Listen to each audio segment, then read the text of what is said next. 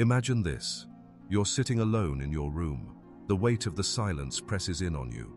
Your thoughts swirl like storm clouds, heavy with questions you never dare to ask aloud. You've always been the nice guy. You've followed the rules, been kind, kept your word, done what you thought was right. And yet, despite all your best efforts, something feels off. Maybe you've been passed over for promotions, ignored in social circles, or worse, felt like the things you've sacrificed for others, the kindness you've extended, the patience you've shown, have gone unnoticed. There are times when you look in the mirror and you don't even recognize the person staring back. They seem distant, almost like a stranger. But what stings the most is that you're still stuck in the same place. All the niceness, all the compliance, all the selflessness, none of it has led to the deep, fulfilling connection you crave. In fact, it often feels like you're invisible, or worse, like you've somehow been exploited, used, and discarded. Why is it that you're not getting what you truly deserve? What's wrong with being nice? You might even wonder, is it possible that being nice is actually the thing holding you back? This is the paradox. You've followed the advice your whole life. Be nice, be respectful, think of others first, and yet, with all your politeness and humility, you find yourself stuck in a silent suffering, like a shadow lurking in the periphery of your life. The nicer you try to be, the more you lose yourself.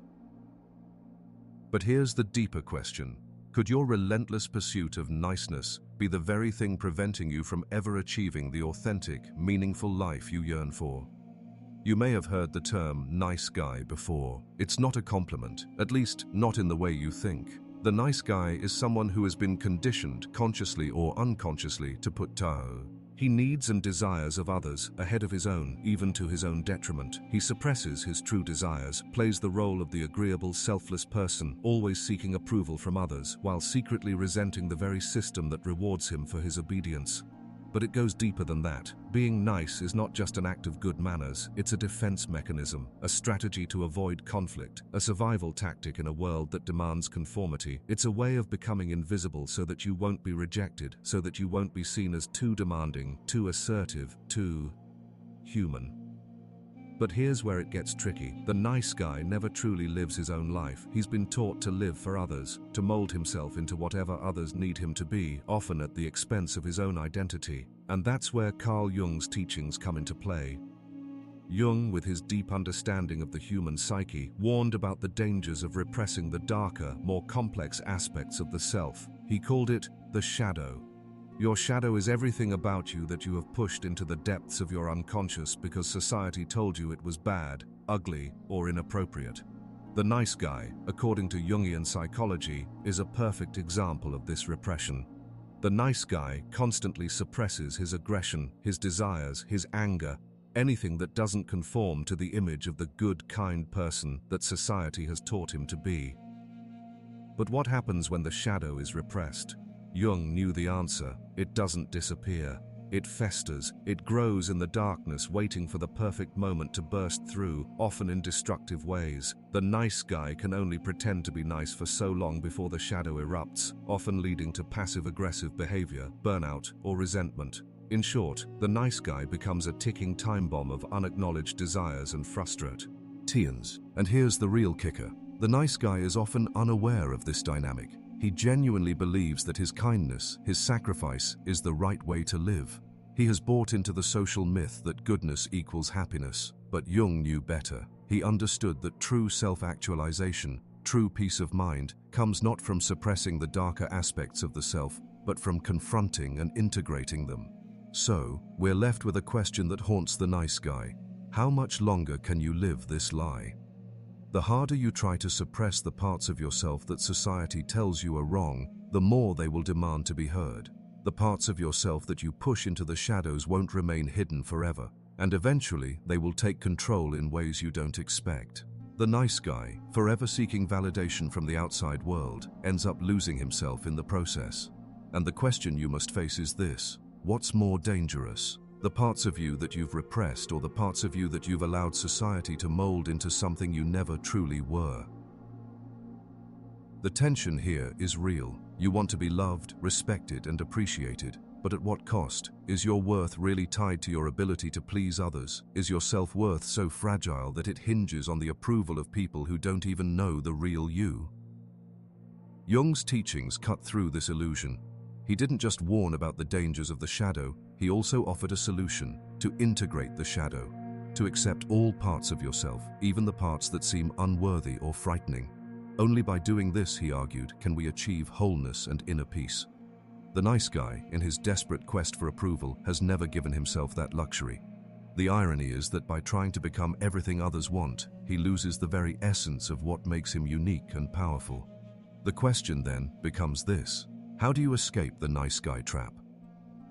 Before we explore that, we need to dig deeper into why this issue exists in the first place, the hidden psychological and philosophical roots of the nice guy syndrome. What drives this compulsive need to conform, to please, and to suppress?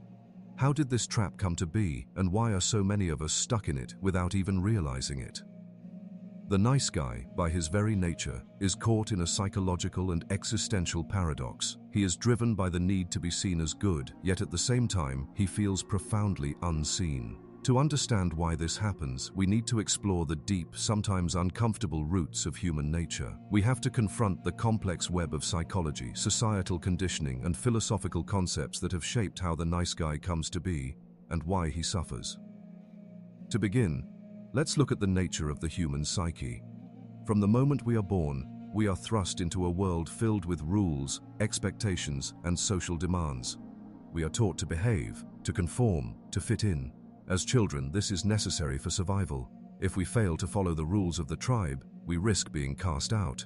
Our parents, teachers, and society at large instill a sense of what is acceptable and what is not, pushing us toward the idea that being good means being liked, loved, and accepted.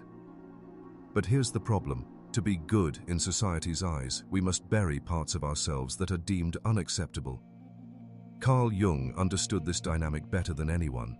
He saw the human psyche as a vast, intricate landscape, one filled with both light and darkness. The light side is our conscious self, the part we show to the world, the good side of us that follows the rules. The darkness, the shadow, is the part we hide, our anger, our desires, our ego-driven impulses. This shadow is formed by the rejection of these darker aspects, often because they do not fit into the socially constructed image of what is acceptable. And it is precisely in this rejection that the problem lies. The nice guy, in his quest for approval, essentially engages in what Jung would call shadow repression. He rejects parts of himself that he deems unworthy: his desires, his anger, his sexuality, his ambition, and even his ability to say no. Instead, he cultivates the nice persona, a facade that society rewards with approval and acceptance. But the more he suppresses his shadow, the more it festers in the unconscious, growing stronger and more potent. The result? A personality split, one that lives by social norms and one that lurks in the shadows, quietly rebelling against the false persona the nice guy tries so hard to maintain. The hidden psychological problem here is this: the nice guy is trapped in a state of inner conflict. On the surface, he presents a calm, agreeable, and respectful facade, but inside, he is often filled with frustration, anger, and resentment. This emotional tension is toxic because it lacks the freedom to express itself. It is in these repressed emotions that the nice guy's internal suffering resides. But Jung's warning doesn't stop there. He suggested that the very act of repressing these parts of the self not only causes psychological strain, but stunts personal growth. The path to self-actualization, according to Jung, requires integration of the shadow. To truly become whole, we must confront and embrace those parts of ourselves we have disowned, the parts that are not nice, but real. This is where the nice guy falters. His refusal to accept the darker aspects of his psyche means he is forever divided, never truly whole. But why is this so pervasive? Why does society reward the nice guy while simultaneously condemning him to an inauthentic existence? Here, we must step into the realm of philosophy, specifically the works of Friedrich Nietzsche, whose exploration of power dynamics and the human condition casts a harsh light on this phenomenon. Nietzsche understood the destructive nature of conformity and the suppression of the self. He warned that society often demands a form of slave morality, where individuals are taught to live in servitude to the collective, to put the needs of others first, and to suppress their will to power, the innate drive to assert oneself and shape one's own destiny. This, Nietzsche believed, is a form of self-denial, a life led by external values rather than an internal, authentic will.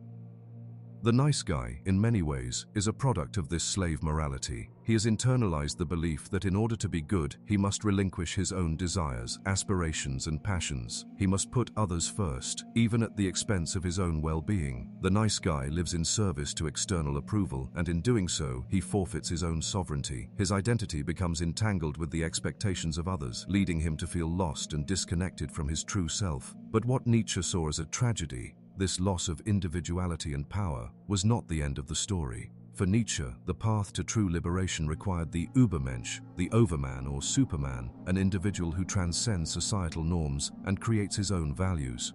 To be the Übermensch is to embrace one's own will to power and to accept the fullness of one's humanity, including both light and dark aspects of the self. The nice guy, in his desperate bid to be liked and accepted, is the antithesis of the Übermensch. He is trapped in the role of the good boy, forever denying his true potential. But it's not just Nietzsche's philosophy that explains the nice guy's plight. Arthur Schopenhauer, another philosopher obsessed with human suffering, also provides insight into the dynamics at play. Schopenhauer believed that human nature is driven by an insatiable will, an irrational, compulsive force that propels us toward desires and goals.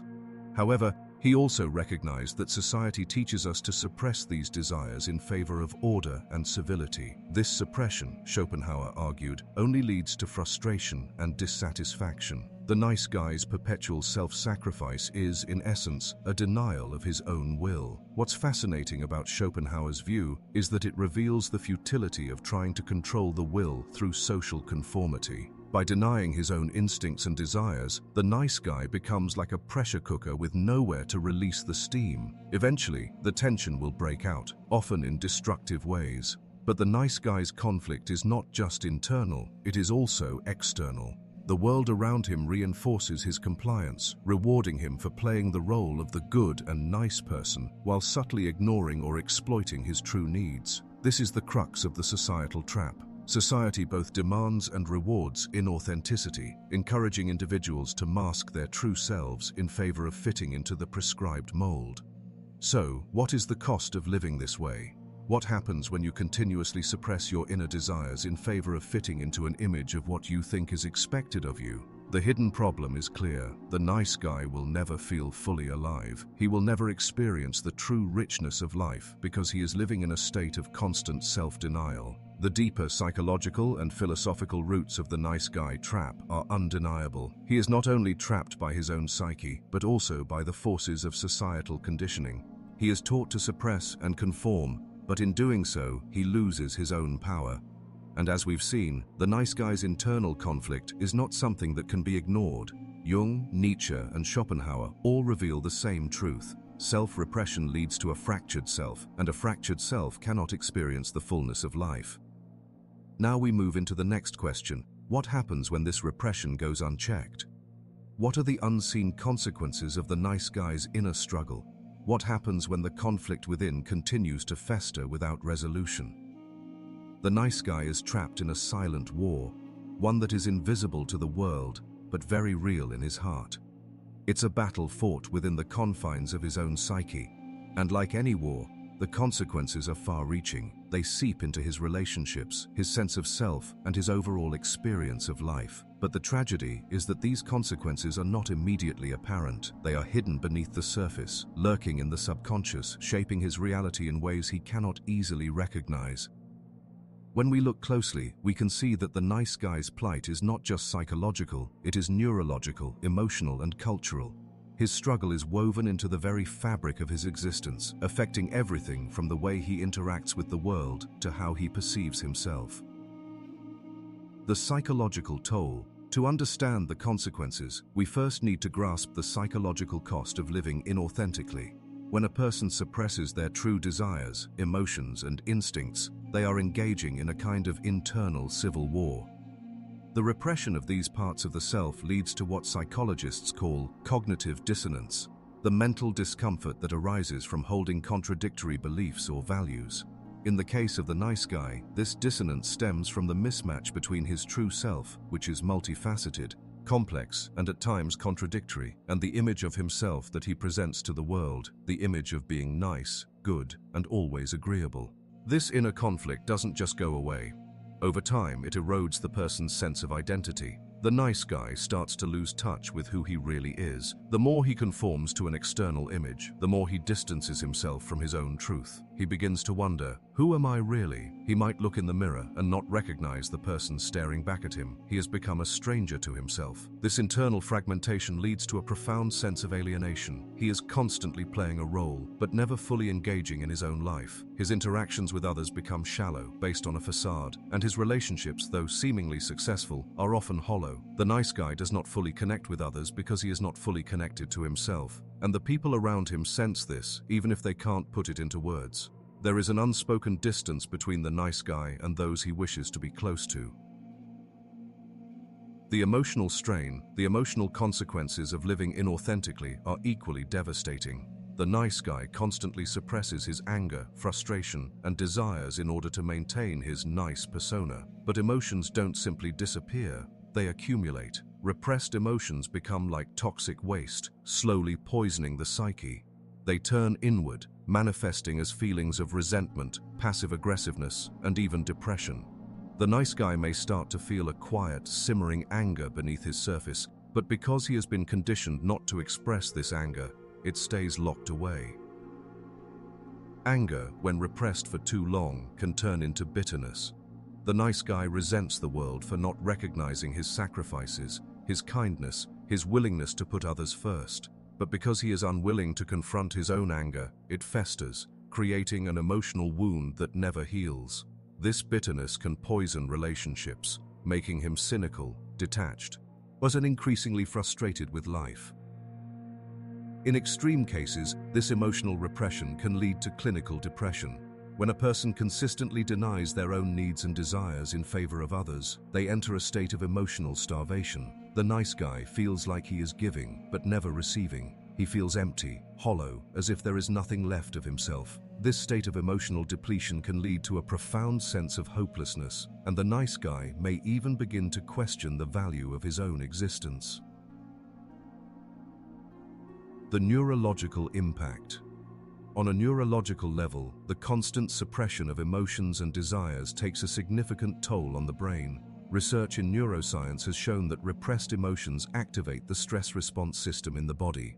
The more the nice guy pushes his feelings down, the more his body goes into a state of chronic stress. This can lead to a host of physical health problems, tension headaches, digestive issues, insomnia, and a weakened immune system. Moreover, when a person is constantly attempting to meet external expectations, whether those expectations come from society, family, or peers, the brain's reward system becomes imbalanced. The nice guy's brain may become dependent on external validation to feel good about himself. When his actions are not rewarded or appreciated, he experiences a deep sense of dissatisfaction. His self-worth becomes contingent on the approval of others, making it all the more fragile. This is where the addictive nature of the nice guy's behavior emerges. He becomes addicted to the approval of others, constantly seeking validation through his nice actions. The problem is that this external validation is fleeting. When it doesn't come, he is left with a void that is difficult to fill. The nice guy begins to feel anxious, restless, and unsure of his place in the world. His mind becomes trapped in a cycle of seeking approval and feeling unworthy when it isn't received. The cultural conditioning. The most insidious consequence, however, may be cultural. From a young age, we are taught that being nice is the key to social success. Parents, teachers, and the media reinforce this message, shaping our belief systems around the idea that kindness and agreeability are the ultimate virtues. The nice guy learns to equate his worth with his ability to please others, to be seen as helpful and unselfish. Society rewards this behavior, giving the nice guy the illusion that his self-sacrifice will eventually lead to the happiness and fulfillment he seeks. But this cultural conditioning also has a dark side. It perpetuates the myth that to be happy, to be valued, one must sacrifice personal desires for the sake of others. It teaches men in particular that their emotions, ambitions, and personal needs are secondary to the needs of the collective. The nice guy, in his attempt to fit into this mold, becomes trapped in a cycle of self-denial, constantly living for others and never fully embracing his own potential. This societal conditioning creates a self-perpetuating trap. As the nice guy continues to suppress his desires in favor of what others expect, he becomes more and more alienated from himself. He begins to feel like a ghost in his own life, always present but never fully engaged. This sense of disconnection becomes so deeply ingrained that the nice guy may start to believe that this is simply how life is meant to be, a series of sacrifices and compromises with no true sense of self. The broken mirror. The ultimate consequence of the nice guy's inner conflict is a profound sense of disillusionment. When a person continually sacrifices their own needs and desires for the approval of others, they begin to lose sight of their true identity. The nice guy's life becomes a collection of roles he plays to gain favor, roles that feel more and more disconnected from his real self. He becomes like a broken mirror, shattered into fragments. Each piece reflects a part of who he could have been, but none of them offer a complete image of who he truly is. Over time, this disillusionment leads to a sense of emptiness, a feeling that something is deeply wrong, but not knowing how to fix it. The nice guy cannot piece himself back together until he confronts the hidden costs of his inauthenticity. So, what is the way forward? What is the solution to this silent suffering, this emotional paralysis, this spiritual emptiness? We'll get to that in the next section, where we break free from the cycle and challenge everything the nice guy has been taught about himself. Stay with me as we explore how to reclaim your true self. It's time to shatter the illusion, the one that tells you being nice is the way to win in life, that sacrificing yourself for others is the key to fulfillment. It's time to break free from the shackles of your own inauthenticity and confront the hard truth. The nice guy will never truly be happy until he embraces his shadow and reclaims his power. There is a radical, almost rebellious truth buried deep within this entire discussion. In order to live fully, to thrive, to become the man you were always meant to be, you must reject the socially constructed image of niceness and face the darker parts of yourself head-on. But how do you do that? How do you stop being the nice guy without falling into the trap of nihilism or becoming a self-centered tyrant? Let's break it down. Embrace the shadow. The first step to breaking free is to embrace your shadow, the very thing you've spent your life trying to suppress. This is where Carl Jung's wisdom becomes indispensable. Jung believed that the shadow consists of the parts of ourselves we are unwilling to acknowledge or accept, parts that society deems undesirable, like anger, greed, lust, or even selfishness. These parts are not inherently bad. They are simply aspects of the human experience that, when unacknowledged, become toxic. The nice guy, in his quest to please others and avoid confrontation, is blind to his shadow. He pushes it down into his unconscious, hoping that if he ignores it, it will go away. But the truth is that the shadow never disappears. It only grows stronger. When the nice guy refuses to confront his shadow, it shows up in unhealthy ways: passive aggressiveness, manipulation, resentment, or even self-sabotage. To break free from this cycle, the nice guy must first accept the reality of his own desires and emotions. You're allowed to be angry. You're allowed to want things for yourself. You're allowed to say no without feeling guilty. When you embrace these parts of yourself, you integrate them into your conscious mind, making you a whole person. This is not an easy process. It takes courage to confront the parts of yourself that you've been taught to despise, but it is necessary for personal growth. The power of no. The second step in reclaiming your power is learning to say no. The nice guy often finds it difficult to set boundaries because he fears rejection or disapproval. He believes that saying no will make him unlikable or that it will disrupt the delicate balance of his relationships. But this is a lie. To say yes to everyone is to say no to yourself. It is to abandon your own needs and desires in favor of others, creating a toxic imbalance. To break free from the nice guy trap, you must learn to assert your own boundaries. Saying no is not a form of rejection. It is an expression of self-respect. It is a declaration that your needs matter just as much as anyone else's. When you begin to say no, you will experience an initial discomfort. People may be surprised, even angry, but that is part of the process. The world around you will test your resolve, but this is the moment of transformation. Each time you assert yourself, you reclaim a piece of your power. a piece of your authenticity. Take responsibility for your desires. The nice guy often lives in a state of self-sacrifice, hoping that by putting others first, he will receive the love and approval he craves. But this is an act of disempowerment. It's a surrendering of your will in favor of an idealized version of what others expect from you.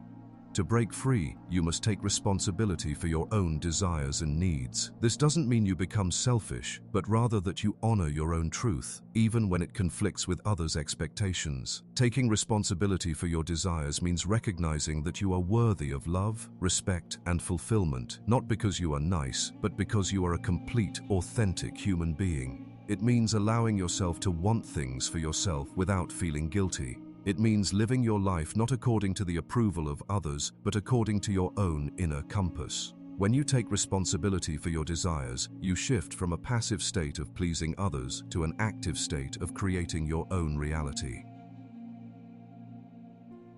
Develop the will to power.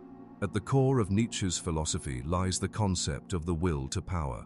The fundamental drive within all human beings to assert themselves, shape their own lives, and overcome obstacles. The nice guy's life, by contrast, is one of passive submission. He lives for the approval of others, stifling his own desires in the process. To break free from this trap, the nice guy must develop his own will to power. He must learn to assert his own agency in the world, rather than allowing external forces to dictate his actions. Developing the will to power is about taking control of your life and becoming the architect of your own destiny. This is not about domination or control over others. It is about self-mastery. It means developing the strength to make decisions that align with your deepest values and desires, even when those decisions go against the grain of societal expectations. It is about choosing to live according to your own standards, not the standards set by others. Be unapologetically authentic. One of the most profound shifts the nice guy must undergo is learning to be unapologetically authentic. It's about living with integrity, where your actions match your true self. The nice guy, for so long, has lived in fear of revealing his true self. He has kept his desires and emotions buried for fear of rejection. But once you begin to embrace your shadow, set boundaries, and take responsibility for your desires, you can begin to live authentically, without guilt or shame. Being authentic means showing up in the world as you truly are, without hiding behind the mask of niceness. It means being okay with the fact that not everyone will like you, and that's perfectly fine. In fact, it is this authenticity that will attract the people who resonate with your true self, rather than those who are drawn to the false image you've been projecting. When you stop pretending to be something you're not, you open the door to deeper, more meaningful connections. The hero's journey. Breaking free from the nice guy trap is not an easy path. It requires courage, self-reflection, and a willingness to face discomfort. But in doing so, you embark on what can only be described as a hero's journey, a journey of self-discovery, growth, and transformation. It is a journey that will lead you into the depths of your own soul, where you will confront your shadow, embrace your true desires, and emerge as a psyche, more authentic person. This is the road to becoming the Übermensch, the person who transcends societal norms and forges their own path. It is the path to living a life of power, authenticity, and deep fulfillment. The nice guy's rebellion is not a rejection of kindness. It is an embrace of true selfhood. It is a rejection of the false persona that society has thrust upon him, and a reclamation of the personal power that has always been his birthright. So, are you ready to break free? The path ahead is not for the faint of heart. It requires a willingness to face your fears, to confront your inner darkness, and to live unapologetically. But in doing so, you will become something greater than you ever imagined, a person who lives with integrity, authenticity, and a deep sense of inner strength. The world needs you, not as the nice guy, but as the fully realized version of yourself. And that version of you begins with a single choice: to break free from the trap. Next, we'll explore the most powerful realization of all, the final truth that will transform everything you thought you knew about yourself. There comes a moment in every journey of self-discovery when the ground beneath you shifts, when a sudden clarity washes over you, and everything that once seemed confusing or chaotic falls into place. It's a realization so deep, so profound, that it forces you to reconsider everything you thought you knew about life, identity, and existence. You've broken free from the nice guy trap. You've learned to confront your shadow, to assert your boundaries, to live authentically. But now, in this final moment, you will uncover the truth that ties everything together, the truth that will not only change your life, but also radically alter the way you see the world. Here it is, the revelation that you have been unknowingly avoiding all along. The nice guy was never real. The image of yourself as the nice, agreeable person who seeks external approval. That person was a mask. It was a persona, a character you built to protect yourself from rejection, from discomfort, and from the chaos of being fully human. But this mask, while seemingly safe and socially acceptable, was never who you were meant to be. The real you, the person hiding beneath the mask, is far more powerful, complex, and capable than you ever realized. This is the moment of awakening. The nice guy's life was defined by external validation, by a need to fit into societal molds, by a refusal to embrace the fullness of his own humanity. But the ultimate truth is this: the most authentic version of yourself is not the one that conforms to others' expectations. It's the one that dares to break free, to embrace your full range of emotions, desires, and instincts. The illusion of niceness. The nice guy's journey is rooted in a deep fear. The fear of being rejected, of not being loved, of not being enough. His niceness was a survival mechanism, a way to avoid conflict and gain approval. But here's the paradox: this very survival mechanism, the mask of nice, actually undermined his true power. It was an illusion. In attempting to be everything for everyone, he became nothing for himself. The truth is that being nice isn't the same as being truly good. Niceness is performative, a transactional behavior designed to elicit approval. But true goodness is about authenticity, about being true to your own values, even when those values challenge the status quo. True goodness is about standing firm in your beliefs, even when it means facing conflict or disagreement. It's not about avoiding discomfort, it's about embracing it as part of the process of growth. The ultimate realization is this: true strength comes from the willingness to be uncomfortable, to be disliked, to risk rejection, all for the sake of living in alignment with your deepest truths. And that strength is where your true power lies, not in being nice, but in being real. The role of the shadow. You may have already started to sense it. The shadow is not your enemy. In fact, it's your gateway to freedom. The shadow is the part of you that holds your repressed emotions, desires, and instincts. It's the part of you that you've hidden away in the dark corners of your psyche. And while many people spend their lives avoiding their shadow, the brave souls, those who dare to walk the path of self-realization, will come to understand that the shadow is not something to fear, it is something to embrace. The shadow is the part of you that contains your raw power, your untapped potential. It is where your deepest desires and creative forces reside. When you refuse to acknowledge your shadow, you rob yourself of your power. But when you integrate it, when you allow yourself to feel anger, to pursue your desires, to be unapologetically human, you unlock a wellspring of energy and vitality that was always there, waiting for you. Liberation. Through self-acceptance.